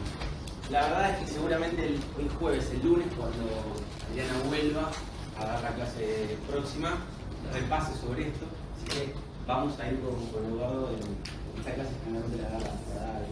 Vamos a avanzar de una manera más generalista. Si hay algo en particular que no podemos definir, el lunes lo profundizamos con Adriana, ¿sí? Esta filmina, les digo para que no estén tomando apuntes, está en el material del campus. Igual, ustedes anotan igual, pero bueno. Es un toque, ¿no? Pero ya dijo en el cese la copia de lo que voy a dar y ahí le estábamos anotando porque me daba miedo de que va a decir algo que no lo dijo. No, solo hago hincapié ahora que está Eduardo, de nuevo, la materia es larga. ¿ok? O sea, no le vamos a mentir. Si acá pensaron que venían. Sí, lo que les digo es, Adriana realmente es muy justa, ¿okay? En ese sentido tiene una capacidad analítica y muy minuciosa sobre lo que cada alumno tiene, ¿okay? Se acuerdan los nombres, se acuerdan las caras, se acuerdan hasta dónde se sientan, ¿okay? Lo cual eso, si no participan, es un I, pero si participan y andan medio flojos en el examen, es una buena punta a favor. Entonces, la recomendación es, vengan a las clases, somos muchos, traten de mostrarse que tenemos un poco de la participación, no dejen la materia, si están arrancando y ven que se atrasaron un poquito, quizás a lo mejor no fue bien el primer examen, no dejen, traten de finalizarla. El que abandona no tiene premio, ¿sí? El que sigue al final, créanme que la alegría tiene gran posibilidad de promocionar, porque al final también es pesado. ¿Okay? Perdón, ¿puedo preguntar? ¿Quién es ese recién? Me di cuenta por el corte de rango, era muy alto. Ya no la van a dejar. Ahí desasegurados. Lo que yo puedo agregar a lo que dijo Leo es una experiencia propia de esta materia. Yo creo que esta materia con mucho es larga, la que más complica, pero no creo que sea la más difícil. A mí particularmente me gusta mucho más el impuesto 1. El impuesto es un material de finanzas con toda la dificultad de entrada y para mí fue más difícil que vamos a ver IVA y ingresos brutos. No son nada concretos para lo que es el impuesto a ganancias. La dificultad de esta materia viene por la 11683, ley de procedimiento fiscal. Es algo totalmente nuevo para nosotros. Creo que hasta el final de la carrera no se ve ninguna materia con tanto contenido jurídico como procedimiento tributario. Tanto por la dificultad de la norma, de la ley, como por los fallos. Nosotros estamos muy desacostumbrados a los fallos. Si bien nos vamos a comentar los fallos, ya nadie les comentó que básicamente hay resúmenes de los fallos en el campus, así que no va a ser difícil, pero lo que sí tienen que leer es mucho. ¿Se toman el parcial los fallos? No. Sí, en la fase teórica se toman los fallos, pero son los fallos vistos en clase, no les vamos a tener con nada raro. Aparte, algo que puedo decir con total confianza es que nosotros no tomamos nada que no hayamos visto. Yo estaba en clases teóricas, estoy en clases prácticas, y todo lo que tomamos no va a ser nuevo para ustedes.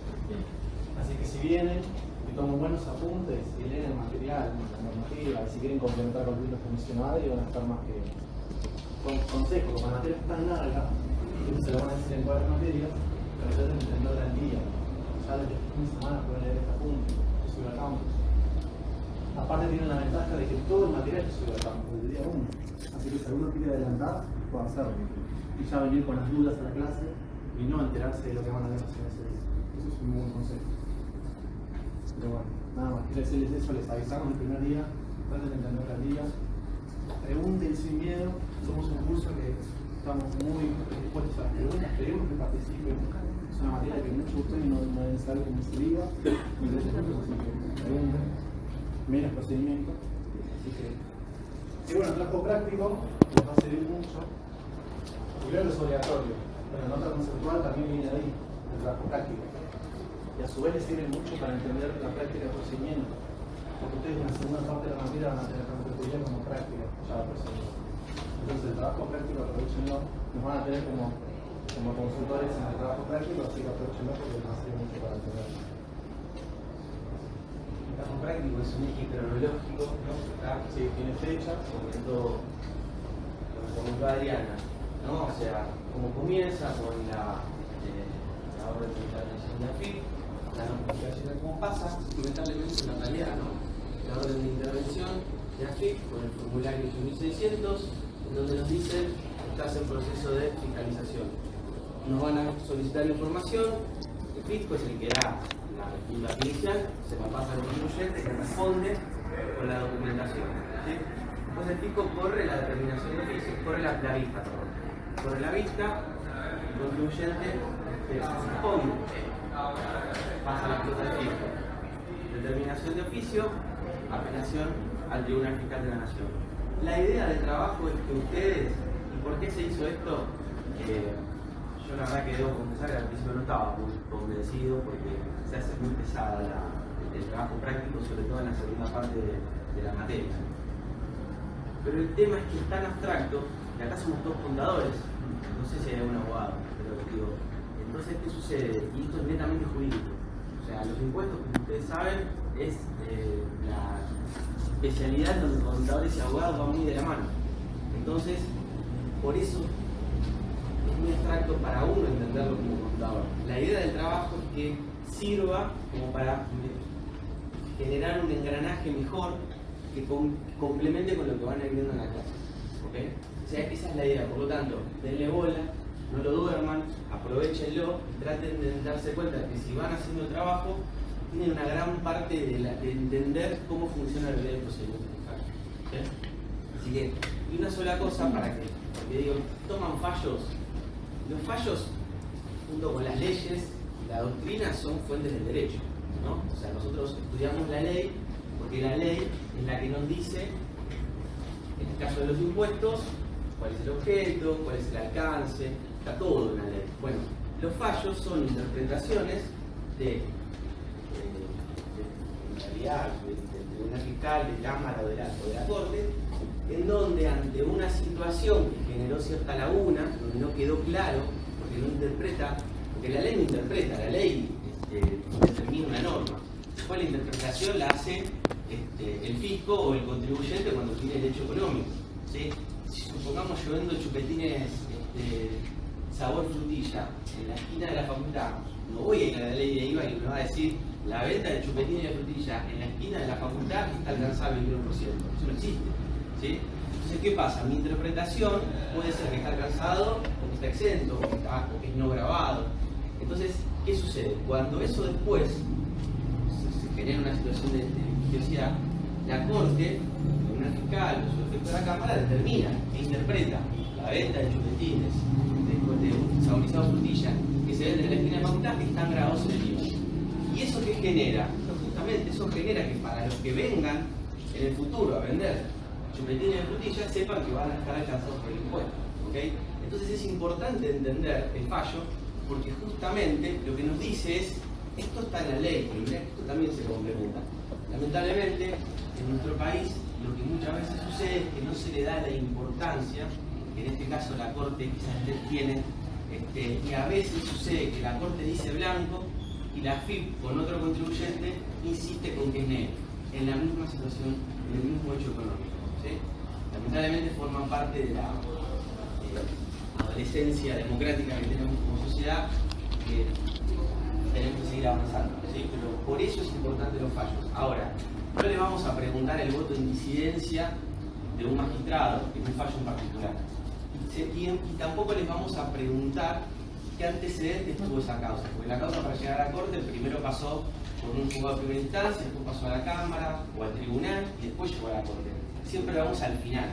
¿Por qué? Porque justamente ustedes sabrán que a veces una causa en primera instancia falló a favor del contribuyente, apeló la FIP y en la Cámara revierte la posición y falla a favor de la FIP.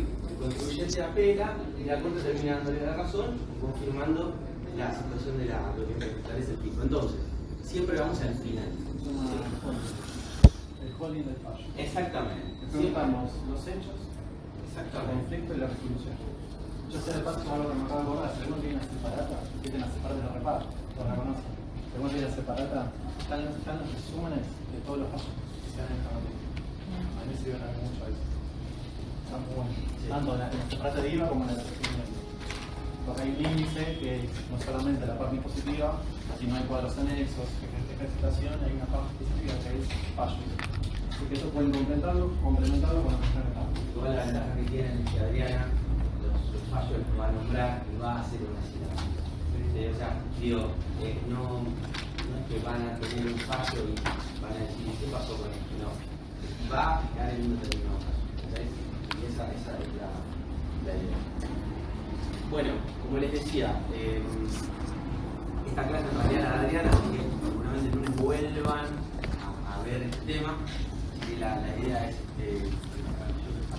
preparamos algo a último momento porque pasaron cosas en el medio, inteligencia interna, así que preparamos un poco la clase como para que se vayan hoy con esto ya visto y ¿Quieres arrancar y sigo manejando?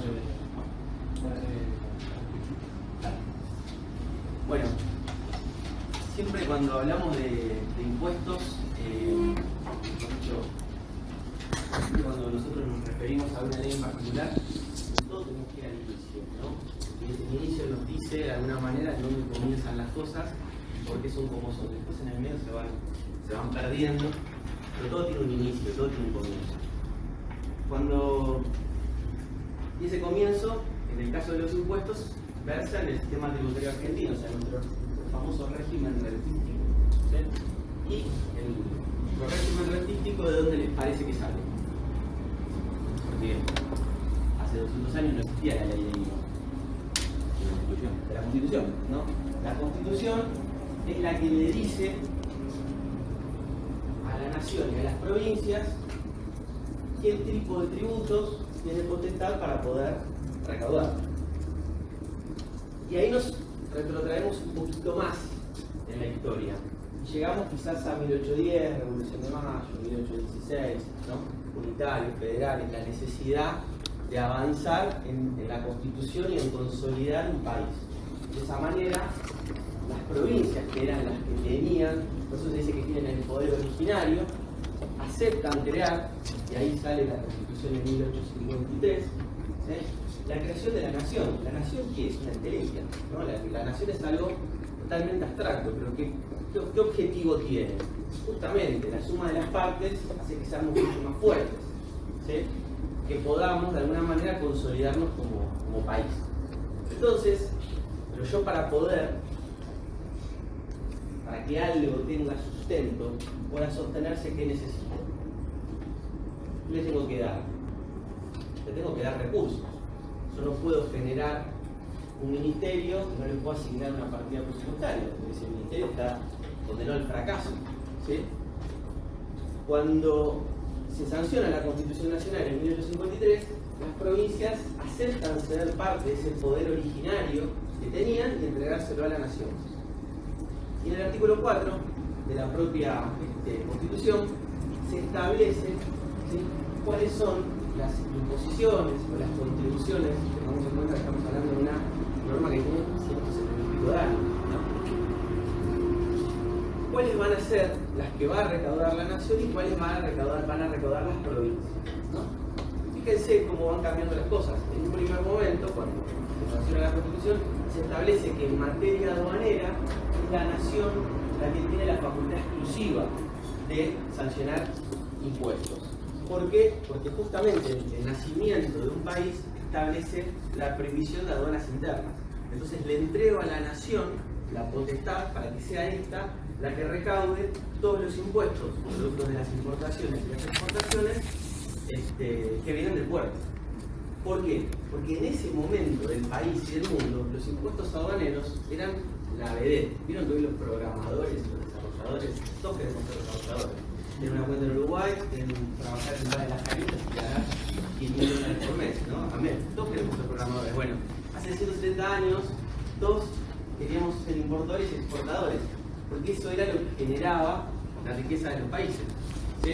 Entonces, en ese momento se determina darle a la nación la potestad exclusiva en la recaudación en materia aduanera.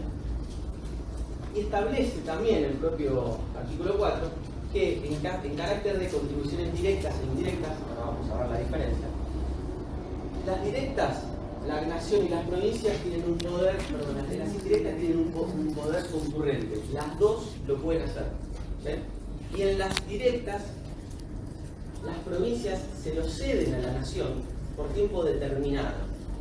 ¿Por qué por tiempo determinado? Porque es algo que la provincia no quiere darle a la nación.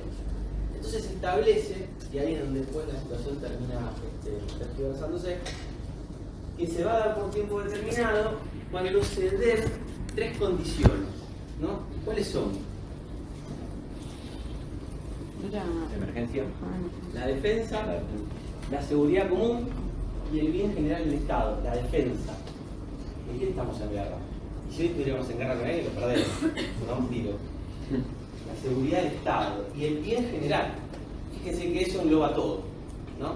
Y es por ese motivo, y ahora con esto que les digo van a entender por qué, La ley de impuesto a las ganancias, el famoso impuesto al cheque, la ley de impuesto a los bienes personales, son leyes que nacieron como leyes de emergencia, ¿sí? Porque graban contribuciones inmediatas de capacidad contributiva, son contribuciones directas, y tienen que prorrogar, no año a año, generalmente cada 5 o 7 años, el Congreso de la Nación. ¿Por qué? Porque el Estado puede recaudar, la Nación puede recaudar por tiempo determinado. Aunque todos sabemos que el impuesto a las ganancias nació en el 36 y vino para quedarse. El impuesto a los bienes personales nació en el 85 y vino para quedarse. El impuesto al cheque lo trajo Cavallo cuando se estaba cayendo el país en el 2001 y vino para quedarse. Pero se tiene que prorrogar cada 5 años porque en principio son contribuciones directas. ¿Sí? ¿Por qué? Porque el bien general del Estado necesita que la Nación recaude este impuesto para el sostenimiento de la sociedad. Y hace una pequeña consideración. Esto en realidad sale del artículo 75.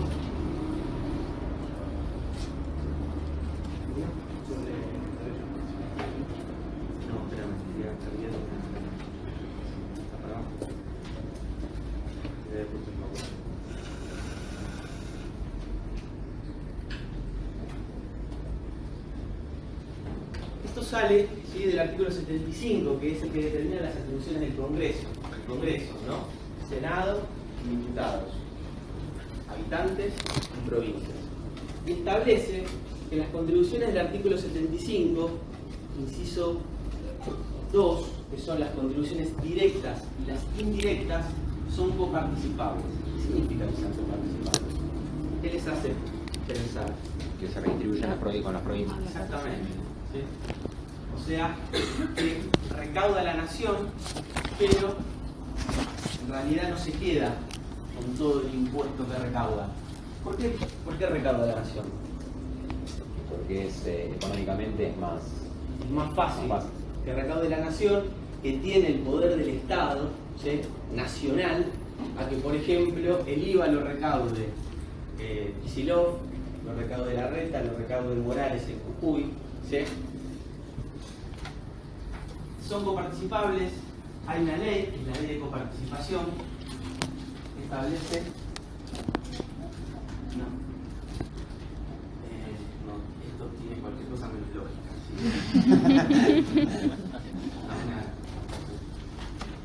Les decía, entonces, estos impuestos son coparticipables, es decir, la nación recauda contribuciones indirectas porque lo hace en forma concurrente con las provincias. Las provincias, para no generar un doble trabajo, le entregan a la nación la potestad para que ésta sea la que recaude. Con las directas pasa lo mismo, la nación agarra toda esa torta de dinero y en función de una ley convenio, no vamos a entrar en detalle porque es un poquito más compleja y seguramente creo que la vemos al final de la materia, la nación coparticipa a las provincias el dinero recaudado. El único que no coparticipa es los tributos aduaneros. ¿Sí? En la filmina anterior nosotros teníamos como una escalerita, ¿no? Hablábamos de la nación, las provincias y ¿qué estaba? ¿Qué nos faltaba? Los municipios. ¿Qué pasa con los municipios? En realidad, los municipios...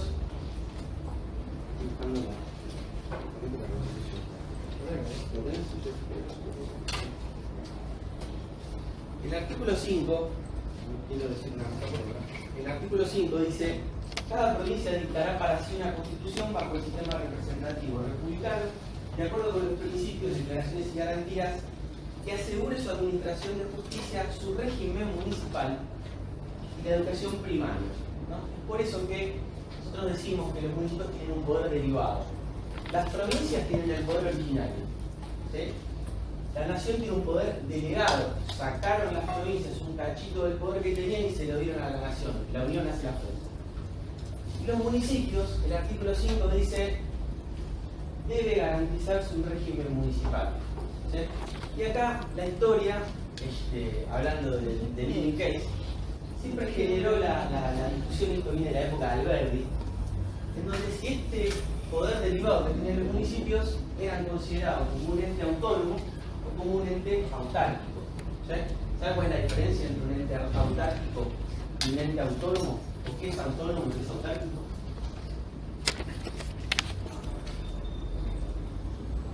La AFIP es un ente autárquico del Ministerio de Economía. ¿Sí? ¿Por qué? El Ministerio de Economía depende del Poder Ejecutivo. ¿Sí? ¿Por qué? Porque el Poder Ejecutivo, a través de un decreto, determina su nacimiento y le dice todo lo que va a hacer y todo lo que puede y no va a hacer. ¿Sí? Pueden elegir de qué color van, con camisa, vestido, el muchacho, ¿qué? Pueden. ¿Pueden elegir el horario de trabajo? Pueden. ¿Pueden elegir a sus autoridades? No pueden. ¿Quién elige? ¿Quién eligió a Castañeto como director general de administración? ¿Quién elige? Alberto. Es decir, la AFIP es un ente autárquico. No tiene autonomía. La autonomía es cuando yo puedo generar mis propias reglas, ¿sí? Elegir mi forma de gobierno y manejarme totalmente independiente. ¿Qué pasaba? ¿Se acuerdan que la Constitución tuvo una modificación en el año 94? ¿Sí? O sea, nace en el 53, después tuvo unas modificaciones que no fueron aceptadas por la Confederación. En el año 94 tuvimos la última actualización que tuvo la Constitución. ¿Qué pasaba con los municipios? Nos quedábamos en una posición autárquica. Hasta que en el año 89, la causa Rivademar contra Municipalidad de Rosario, se discutía el caso de una pianista que la municipalidad quería pasar a planta. ¿Qué decía la provincia? Vos no tenés autoridad para determinar que esa persona sea planta permanente, porque quien te paga el sueldo de todos los empleados que vos tenés en el municipio soy yo, la provincia de Santa Fe. Vos no tenés capacidad de poder elegir. ¿Sí? Bueno, la Corte termina dándole la razón al municipio y es por eso que con la reforma, en el año 94, nace, ¿sí? Se agrega, mejor dicho, el artículo 123, donde dice, cada provincia dicta su propia constitución asegurando la autonomía municipal. Conclusión, hoy, quizás a lo mejor después de esto le den un poco más de importancia, hay mucha visibilidad en los municipios. A veces hasta es más fácil saber quién es el intendente de 3 de febrero que quién es el gobernador de San Juan. ¿Por qué? Porque aparecen en los medios, están más mediatizados. ¿Por qué? Porque los municipios hoy tienen una posición más activa que la que tenían años atrás. Acá tenemos un caso. ¿Sí? Fallo Rivademar contra la Municipalidad de Rosario cambió la posición de autárquica a autónoma. ¿Sí? ¿Puede repetir el nombre del fallo? Sí, Rivademar se llama. No me acuerdo el nombre. Se llama Rivademar. Bien.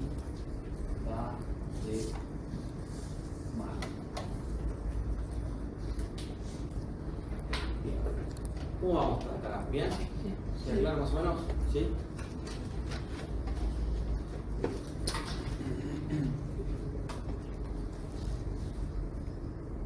Bueno, entonces hoy ya sabemos más o menos quién recauda qué cosa y por qué, de dónde sale, todo tiene una explicación. A veces quizás no es coherente, pero es lo que dice la Constitución y sobre eso nosotros establecemos derechos y obligaciones.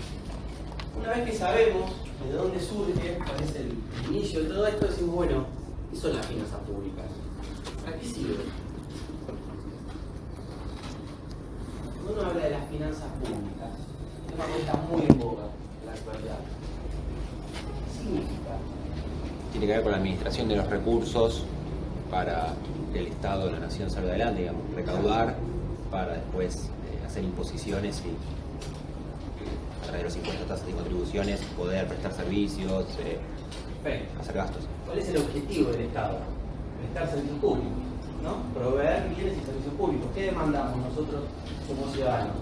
Demandamos educación, salud, seguridad, estabilidad económica, ¿no es cierto? Bueno, el Estado para poder prestarnos esos servicios tiene que tener recursos. ¿Okay? Nosotros siempre miramos la parte de la recaudación o de la generación de los recursos. Cómo el Estado utiliza esos recursos es otra materia, no nos vamos a poner en este tema. ¿Sí? Pero la actividad financiera del Estado tiene como objetivo justamente determinar los mecanismos que hacen a la recaudación de los impuestos, ¿sí? O de los tributos, digamos las cosas por su nombre, a la recaudación de los tributos para que el Estado en su condición de tal lo gaste en función de lo que la sociedad le demanda. Ni más ni menos que eso está claro. Cuando hablamos de finanzas públicas nos referimos a eso. Y ahí empezamos, bueno, ¿quién recauda el Estado? ¿Qué es lo que recauda? El Estado recauda impuestos. Bueno, pero ¿qué tipo de impuestos? ¿Los impuestos son uno solo?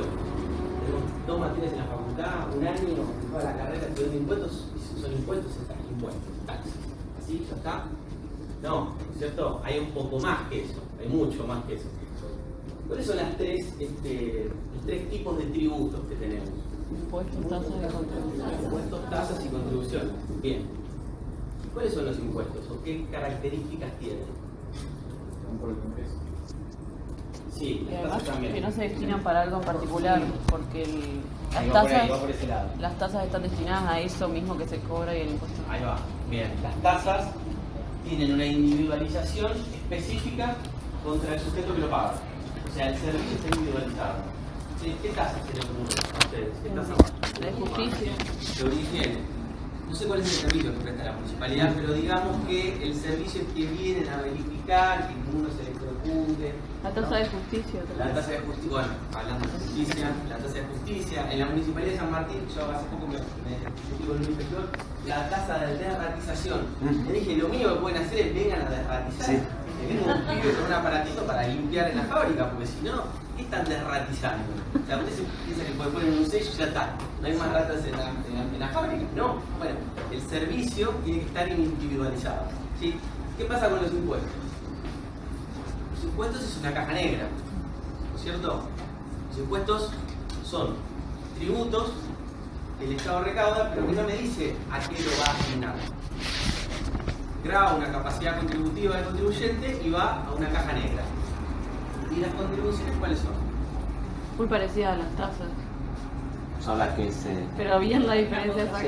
Sí, se contribuye, por ejemplo, cuando hay una mejora, entonces se le pide a las personas, por ejemplo, poner un subte a las personas de esa cuadra, como le va a aumentar el valor de la propiedad, se les hace pagar un poco más porque están llevándose un beneficio muy particular. Porque el valor de la propiedad va a terminar subiendo, ¿no? Eso en economía del sector público se llama una externalidad positiva. Como genera una externalidad negativa, que me pongan en la esquina una parada de bondi donde 24 horas están pasando los colectivos, y eso baja el valor de mi propiedad. Si a mí la reta me pone el subte a 2 cuadras de casa y no lo tenía antes, es muy factible que el día que venda esa propiedad le voy a ganar unos mangos más. ¿Por qué? Bueno, pues tengo una externalidad positiva. Esa contribución de mejora que el gobierno de la Ciudad de Buenos Aires está generando, no por mí, sino por todos los ciudadanos de la capital, alguien tiene que pagar. Entonces, la contribución de mejora tiene como objetivo y está como en el medio, ¿no? Entre lo que es el impuesto y lo que son las tasas. Los 3 tipos de tributo tienen características que son para todos. Primero, que es una prestación pecuniaria. Generalmente uno habla de dinero en especie, generalmente son en dinero. Muchos años que el Estado no recauda ni cabeza de ganado ni gallinas, o sea, hoy cobra en dinero. Prestación pecuniaria, es obligatoria. ¿Yo puedo decidir no pagarla? Puedo decidir no pagarlo, pero me van a sancionar. ¿Por qué? Porque el Estado, en su poder de imperio, determina que yo debo pagar. ¿Sí? Y pagar es el costo de vivir en democracia. ¿Sí?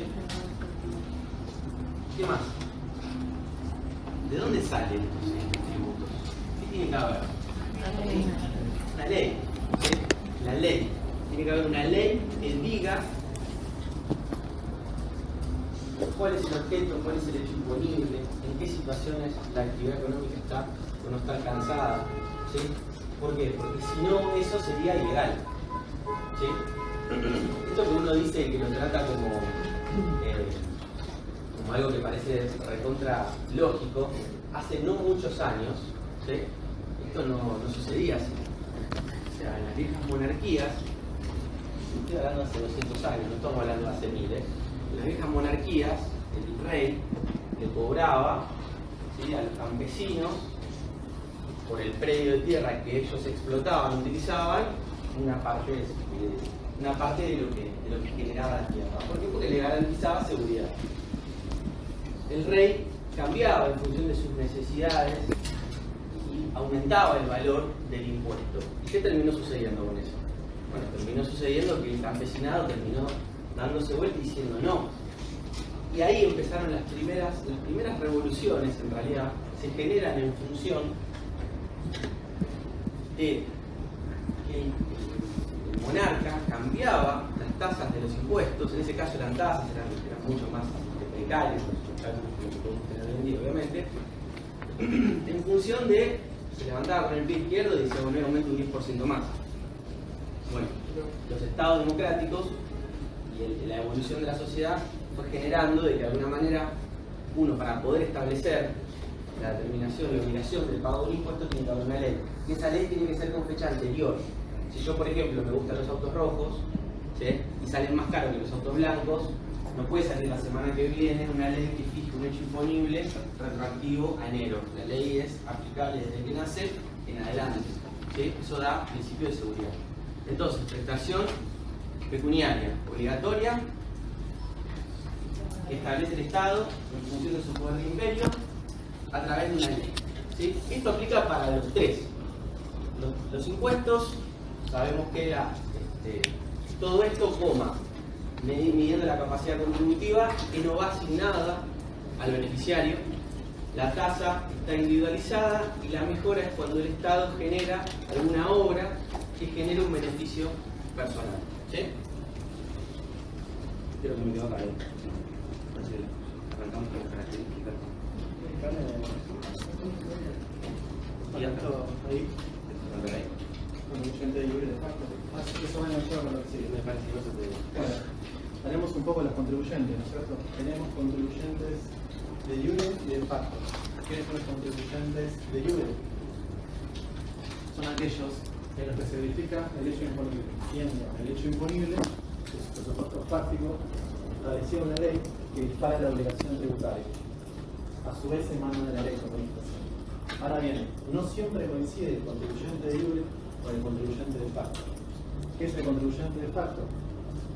Primero, no lo van a encontrar necesariamente en la ley, porque en realidad la definición de contribuyente de facto proviene de quién incide finalmente el peso económico de la carga tributaria. Sí. Ahora sí, capacidad contributiva me parece que es muy importante. Esto lo habrán visto ya en el impuesto solo también. ¿Qué es la capacidad contributiva? Hay muchas definiciones. ¿Qué me quiere decir eso? Bueno, capacidad contributiva. ¿Qué es la capacidad contributiva? La capacidad que tenés para pagar impuestos base a la administración de la empresa. Bueno, una de las definiciones es que la capacidad contributiva es la capacidad de pago o la actitud económico-social en hacer frente a la carga tributaria. Otra, muy importante, es que la capacidad contributiva sirve como base de medición de la cantidad a tributar, la cual se efectúa mediante determinados emergentes, que son patrimonio, renta o ingreso y consumo o gasto. Y acá me detengo porque nosotros vamos a hacer hincapié en el consumo o gasto. Lo que sucede con el consumo, el sistema tributario basado en la exposición a los consumos, lo que busca es determinar, mejor dicho, definir la carga tributaria en base a quién satisface la demanda de bienes y servicios. Lo cual en la práctica es criticado porque si tenemos, por ejemplo, dos compradores, dos consumidores finales de un mismo producto, no sabemos diferenciar a simple vista cuál es la capacidad contributiva de esas personas. En cambio, funciona un poco mejor la capacidad contributiva medida en base al ingreso. Porque, por ejemplo, en el impuesto a ganancias, que es un impuesto propio de imposición a los ingresos o a la renta, nosotros medimos la capacidad contributiva de forma directa, ya que tomamos la totalidad de los ingresos por patrimonios y bienes personales y encima tenemos en cuenta las particularidades de cada uno, por ejemplo a través de las deducciones personales. Y a su vez, en el caso de la imposición en impuesto a ganancias, recuerden que tenemos una escala progresiva, que hoy en día está en el artículo 94 del impuesto a ganancias, lo cual determina que a mayor base imponible, ¿qué sucede? Mayor base imponible. mayor es la escala del impuesto. Mayor es el impuesto, mayor es el componente fijo del impuesto. Cosa que no sucede con la imposición a los consumos. Por ejemplo, el caso del IVA. En el caso del IVA, terminan contribuyendo proporcionalmente más aquellos con menores ingresos, porque no le importan las condiciones particulares de la cultura del país. Entiende, ¿no? La capacidad contributiva es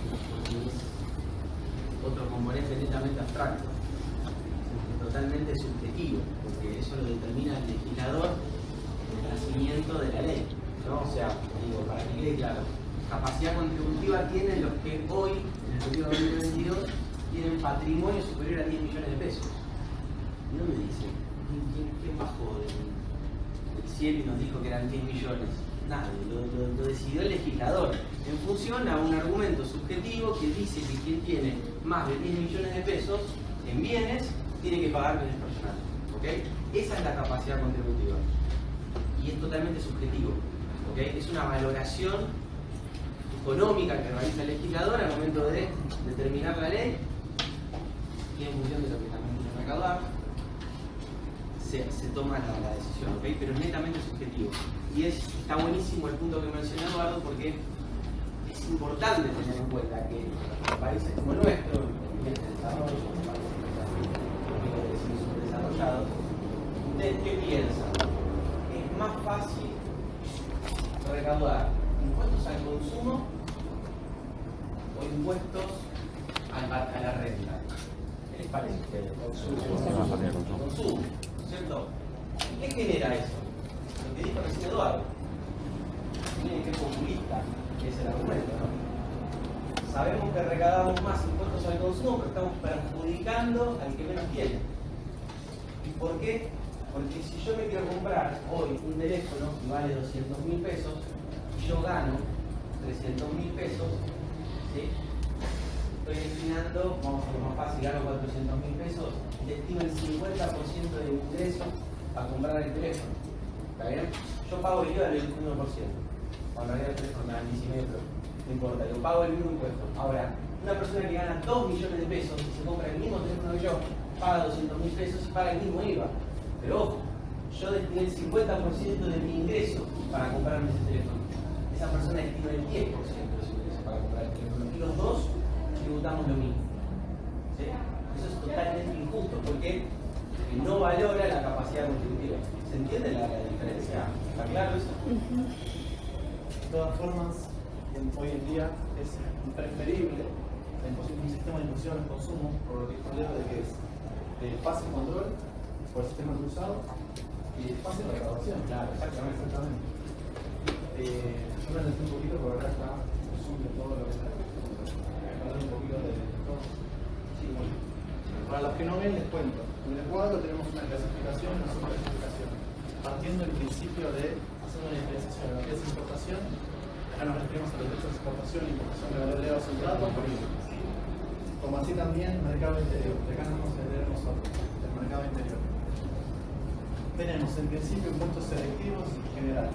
Los impuestos generales son aquellos que graban la manifestación de bienes y servicios de todo lo que es el servicio del mercado. Los selectivos, por la definición, graban ciertas manifestaciones de riqueza, que se importan determinados bienes y servicios.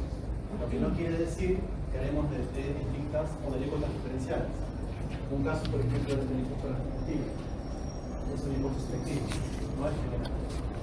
Por ejemplo, un caso de impuesto general sería la ley de IVA, que en principio graba todo, no es una distinción entre bienes y servicios.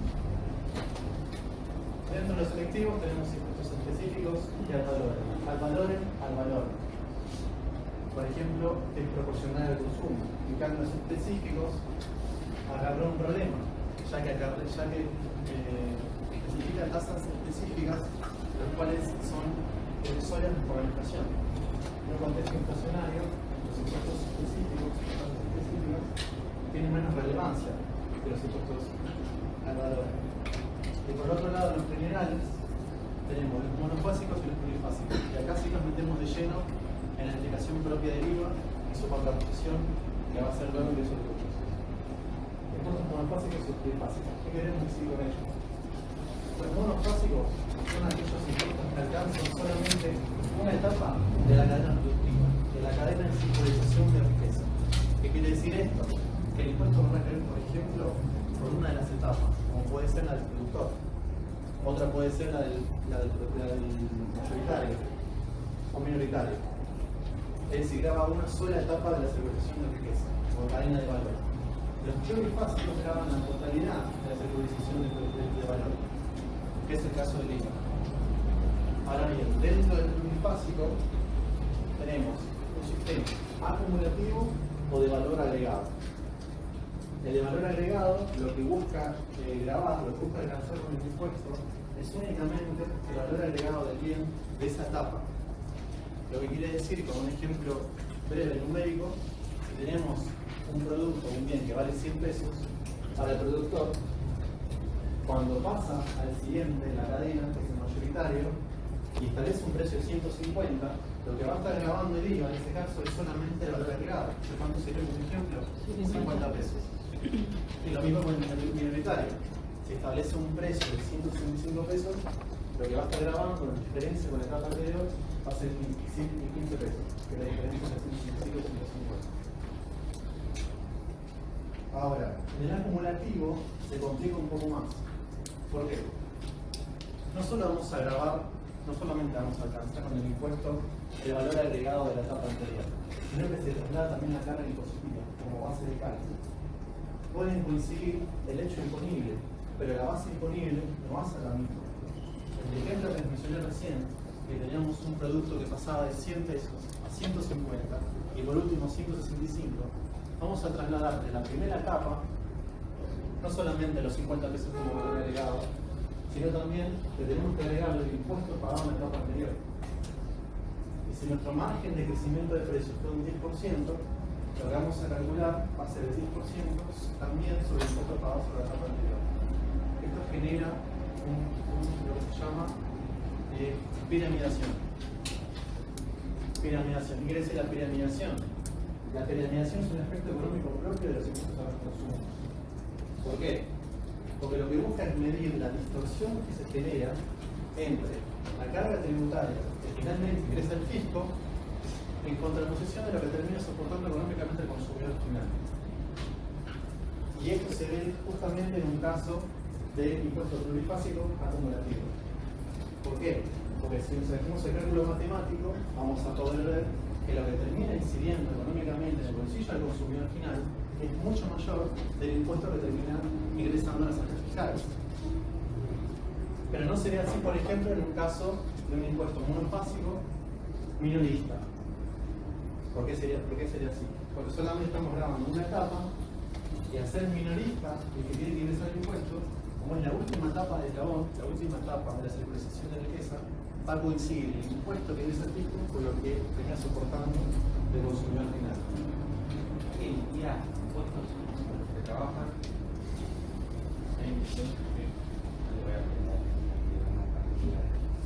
¿Se entiende la diferencia? Queda claro entre un impuesto plurifásico no acumulativo o el valor agregado, el IVA, un impuesto plurifásico acumulativo como el impuesto a la sociedad de volumen. Sí. ¿Se lo dijiste? ¿Se entiende la diferencia entre uno y otro? Acumulativo. Perdón. Porque en la materia vamos a estudiar el IVA, en la primera parte de la situación. Está bueno que el estudio histórico sepa cómo funciona y cómo se diferencia la otra. Acumulativo sería que se graba esa etapa y también la anterior, o sea, pagás sobre el valor agregado anterior, porque eso no lo entendí bien. No acumulativo, Sí. yo compro a 100, ¿sí? Compro a 100 más IVA, 21 pesos, ¿sí? Le gano un 100%, vamos a hacerlo fácil, lo vendo a 200. Mi IVA, ¿cuánto es? 42. Mi IVA técnico fiscal es 42. Pero yo tengo 21 de la etapa anterior, de la compra. Entonces, el IVA que yo tengo que ingresar es 42 menos 21. O sea, 21. Que es lo mismo que hacer el impuesto por el valor agregado, que era 100 pesos. ¿Sí? En el caso del impuesto de los ingresos brutos sobre un impuesto plurifásico acumulativo, no tengo cómputo de pago cuenta en la etapa anterior. Entonces, ¿qué sucede? Eso, que para mí, en el caso del IVA, es un anticipo, es un crédito fiscal, y en mi balance de sumas y saldos lo dejo como una cuenta cuenta de anticipo, o de crédito fiscal, de activo, quiero decir. En el caso de ingresos brutos es un gasto.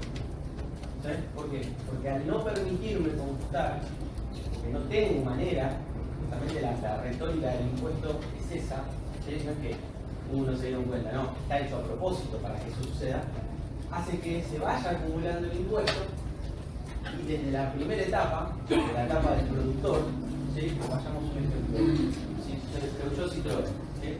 Compra la chapa cinta, después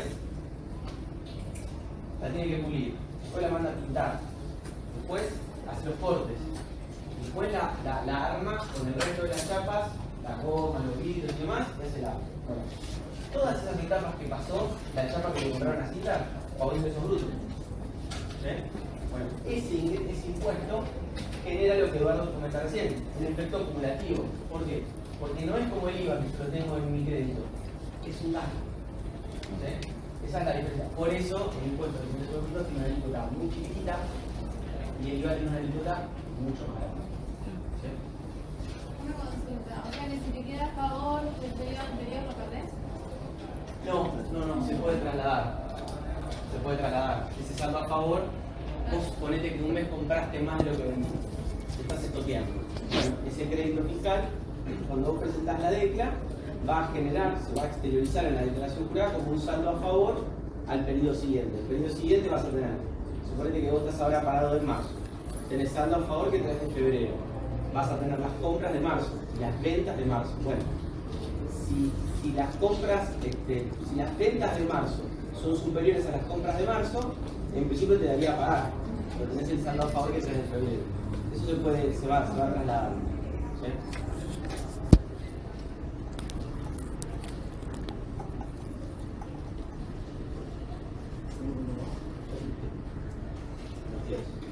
No sé qué tenías ahí.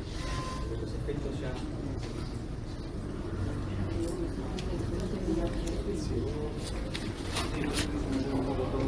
Quizás demos esto ya está y complementamos lo que empecé diciendo yo. La diferencia entre las contribuciones directas y las indirectas.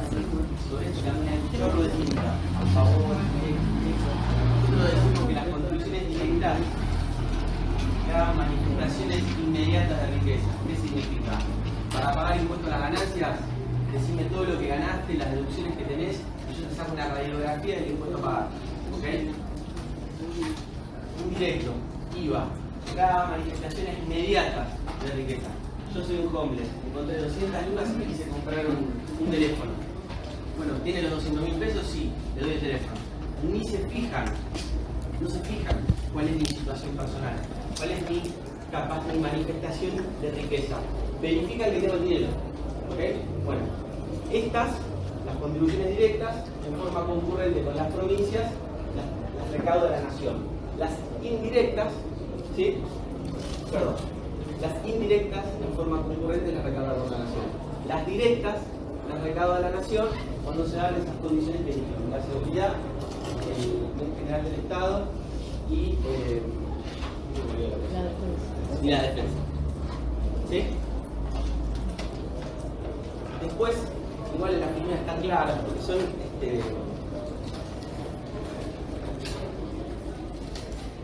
es un poco lo que estaba mencionando Edu, y tengan presente que en el capítulo de lunes la profe va a profundizar sobre esto, y esto es un pantallazo, ¿okay? Nadie les va a hacer una pregunta de examen. Dígame la diferencia entre impuestos generales y específicos. ¿Okay? O sea, eso no va a pasar. Así que es para que ustedes tengan una idea y puedan entender un poco más la información. Que vaya de paso.